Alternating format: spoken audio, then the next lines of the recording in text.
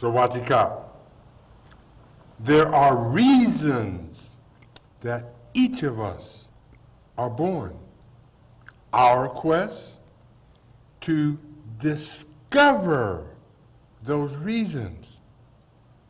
There are two greatest days of our lives. The first, the day we are born. The second, the day we discover why. Sometimes a man reaches his destiny on the road he chooses not to walk upon. How far will a belief system go for complete dominion? Thank you. Sawadika. And thank you all for taking the time to view my show, Shut Up and Dance, second season.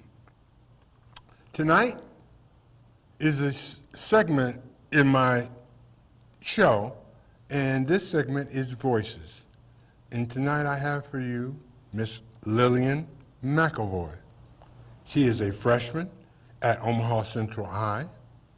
She loves art, poetry, and is a volunteer at the Henry Doorly Zoo. Ladies and gentlemen, Lillian. So, Lillian, there's one question that I have for you. Okay. And the thing about it is, I have been on my journey in the world of literature for 8 years. And I can recall the moment that I knew that this is what I wanted to do.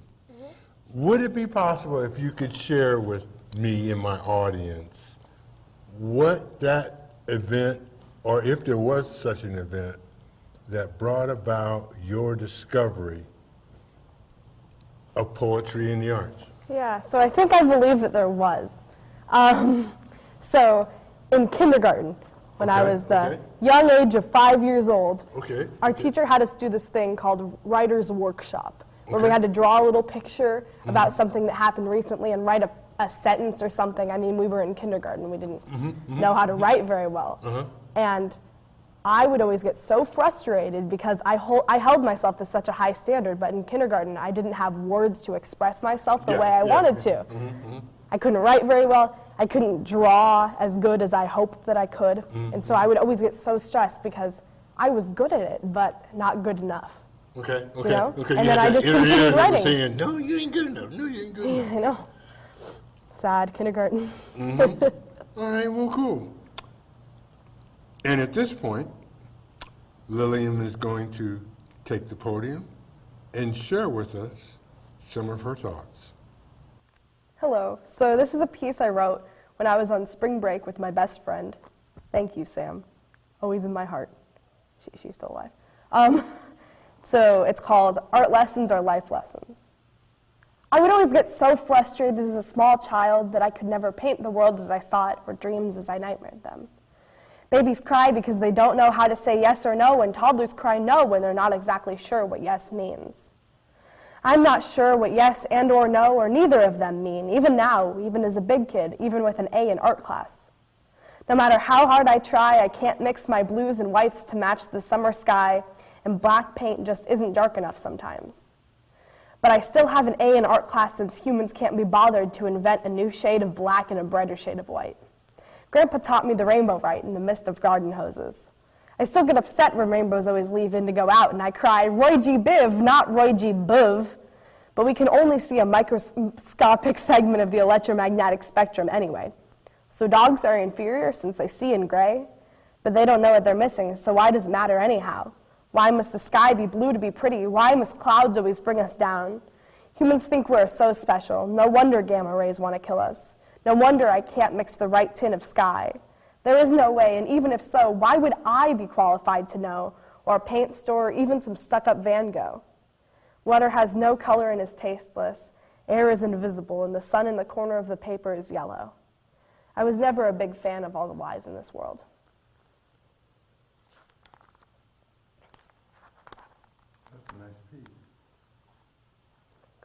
So the next one I'm going to be doing is about gossip in high school, just dealing with it while trying to struggle with your classes and living a decent life. It's called Just Tea for me. All the lies I hear on the daily, all the meaningless rants, thoughtless gossip, lifeless arrogance that distracts from textbooks and simply going to class. In the halls of a high school in a hierarchy, I respond to such empty remarks and heavy footsteps by rolling my eyes with my mouth, spitting out bitter coffee. Well, I find coffee wretched, but so many sip it sweetly through the halls. Sometimes I wish my taste buds were deaf, and for me, a pound of sugar or a spoonful of cream does not help. Oh, how sweet, soft, smooth the cream flows from innocent ladles into the dark of night in all my coworkers' cups. It rolls off your tongue so warm, wholesome, willingly, into my cup of tea. No coffee for me, please. No vanilla flavor scoop of sugar ice cube can cool this fire for me. I'll have juice. You do know this is not my cup of tea, and I prefer sitting in silence. Let the coffee smell up the room around me. So many cherish that famous stench. I find it fine. But I don't dare sip. Don't burn me, don't steam menacingly at me, I just sit. I sit and listen, neglecting to respond, neglecting to indicate that I am listening at all, dousing all the remarks I desire to declare, firmly keeping the lid on my kettle. But there is always a time when the tea is done, that a shrill hiss must be released and steam is let out. So take away your cappuccinos and frappuccinos, and what a load of crappuccinos. Why must I overhear this? Why must I choose to listen in? Why do you spill your coffee on my innocent skin? Why do I choose to dip my fingers in? But I love it. I claim my hatred. I'm always complaining, but yesterday I had a sip of Maddie's Starbucks Frappuccino, and I can't tell if I hate it more every time I try it again, or if it's growing on me, like a tumor. When you're older, you'll love coffee. I'm just too immature for bitterness. I'm just too young and dumb for a steaming hot mug of liquid darkness. If only I could shove a sugar cube down their phony throats and add a little sweetness into their lives. Oh, that's cute. Cute? Fine. Okay, this one is also on vacation with my best friend. It's called Southern Hospitality. Road trip nights are too dark to write, so I'll jam with Sam until my iPod dies. 8 p.m. is feeling a lot like midnight, but I can't quite sleep on a car ride besides. Cool air loudly blows on me, fresh air, through highway roads and Seth's window slightly opened, and Sam plays 80s pop to ease the tension. By tension, I mean hundreds of miles of cypress walls and headlight yellow dashed lines and a few stop signs. It's fascinating to see cities alive in the dark, but there are no cities around here. Only highway-side towns with gas stations as local hangouts. And it's all fun and games until I notice the Confederate flag flying above the American. I sometimes don't love America all that much, but as the air warms, I become warm. As we travel more south for hours and hours, hopping from one rest stop to the next, hoping this ride will all stop soon so I can just get to the beach already. Heaven knows the beach is too far a car ride from home, a few hundred too many miles, but it beats any old man-made Midwest lake.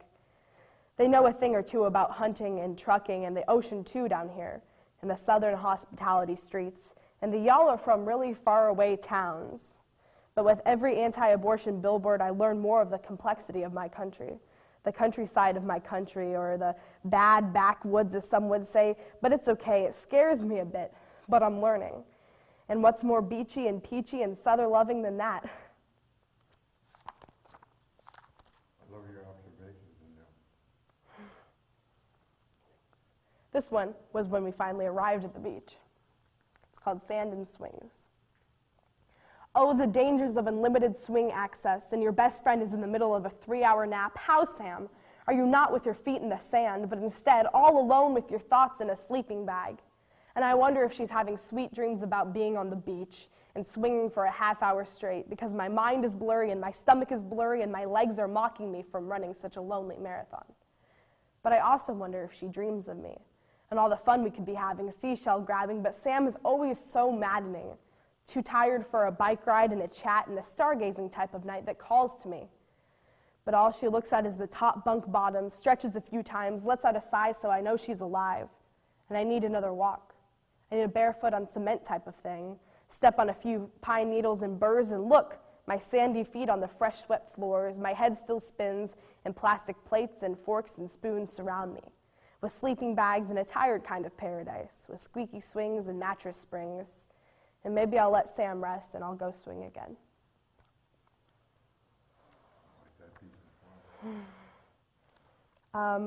This one is about the threat of robots one day taking over the world that is all too real. If I can find it, that would be nice. Okay, it's called Artificial Emotionless. The computer knows what I'm thinking before I do, before I am thinking, before I think of thinking. And it's already speaking for me. And I am not artificially intelligent. I am true intelligence. I am textbook, not circuit board. I am social, not unemotional. I am emotions, not emoticons. I have pros and cons, and not all pros are it's imperfect and it is destroyed, and the world is destroyed, and this perfection is stealing our lives with hands of monochromaticism and shiny chrome. And waterproof, life-proof, yes, indeed, we have no lives. And not even crack anymore. Not even when thrown into water, into a pit where all the humans are going once this technology takes over. But so many people say we're just in a simulation anyway, and we're all going to die anyway, and I sure hope I die before the robots take over. Now this is one of my personal favorites. And the boy that I mentioned in this, I recently saw walking across the street that I haven't seen for months, so it was rough. It's called Broken Heart-Shaped Pillow. Avert your ears and plug your eyes, for I am about to paint a picture of all my sorrows and lies, all my powerful time wasted in powerless ways. I use it blindly, every day. Like the water so many lack, we haphazardly dump onto our supple skin and feel the seam consume us as we consume the world's water, and with that, the world. And arise, gallons later, pruny, pretending all has been changed, all sins have been washed away by glorified reused sewage that some consider holy. It seems to me that too many believe too holy in a magical, mystical God to forgive you unconditionally and warm your water, and he'll keep giving you water and warmth, well, with enough prayer, with enough confession and biblical obsession, I reckon. And he's here to save us. From what? From the cold? From ever growing old? Well, I don't really believe in fairies or ghosts or any big guy in the sky, but I pray too. I pray for you. I pray into my pillow. I pray into my journal. I pray onto dead trees to feel not just warmth from a heater in this bitter and endless winter, not just my own warmth, strangled in blankets, pretending to be a person living, breathing next to me, but to only find my ruby red but really dead heart-shaped pillow smiling back at me with dead eyes and cold hands. I shoved my pillow away from me, with a light smack on the hardwood floors, not so kindly, not so holy, when I feel smothered by cloth and fluff and meaningless stuffing. What I need is a real something, a more lukewarm or even hot type of thing, with a heart much more real than that fake, that heart-shaped pillow, that break-my-heart pillow, and they will have blood much darker red. Ever since he moved away and back again and away again and back again, I can't trust old home videos. I can't trust myself. Of a childhood crush that nothing ever arose from. No fight broke us up, no bridges were burned. I have no ashes to spread in my painting. No ink stain, big or small, to, in my fit of rage, try to erase and tear the page because the page torn out is still blank. And this whole fake sort of thing, and it's all a fake sort of thing, but it's still pretty sad that out of all the people I kissed, you were the best. And I know, you poor pillow, that you could not care less, but all I want to be is my best, and I always feel the need to needlessly impress. I'm stressed. I can't bring myself to throw a little paint on my paper, and I keep it torn out, blank and collecting dust under my bed among all my other worthless, powerless secrets. So I'll just keep tucking myself to bed, praying to whatever's in my head about whoever I want in bed until one day, I guess I'll just be dead. So the final one I'm going to do is about the country's obsession with football and whatnot and how I don't really understand it, but I'm kind of there for the ride, so it's called Super Bowl Sunday. Football is a weird type of cuddling, a risky type of gambling, an exciting sort of violent mess, an unexpected form of patriotism, with strong helmets but still too many concussions and too much yelling. If your team loses or even if it wins, scream like it's your kid on the field, or it's you, but it's not, and it's a TV screen, and you're yelling at boys in shoulder pads, and you're yelling at kneeling national anthems, and this is patriotism. A ball and a jersey and an American flag, broad stripes, bright stars, broad shoulders, ads for cars, but ads that make mom cry, tackles for sons and worried moms, and I'm at home with chips and dip and apathy, waiting for commercials or a halftime show or some nice football butts, and enough with these Pepsi ads and beer that tastes like capitalism and patriotism and concussions. And here's the halftime show, sweet perfume, laser lights, and product placement. Listen, Lillian, I want to thank you ever so much for taking the time to come to my show. Your poetry, my dear, as you read for me in my home, I can close my eyes and your words paint a picture. And to me, that's the creative process. So on behalf of everyone here at KAPO, myself, thank you for choosing the world of literature. Ladies and gentlemen, Sawatika. How have we come to believe? Nebraska, we are more than agriculture. Nebraska, we are more than beef. Nebraska, we are more than football. Nebraska, the good life. Come, read us. And I want to thank each and every one of you for viewing my program, and most importantly and especially, my sponsors, who are my life's blood. Hot Shops Art Center, 75 North. Omaha, We Don't Coast, periodical of the Chamber of Commerce of the City of Omaha. The Greater Chamber of Commerce for the City of Omaha. Dr. James V. Ortman, Internal Medicine and Geriatrics.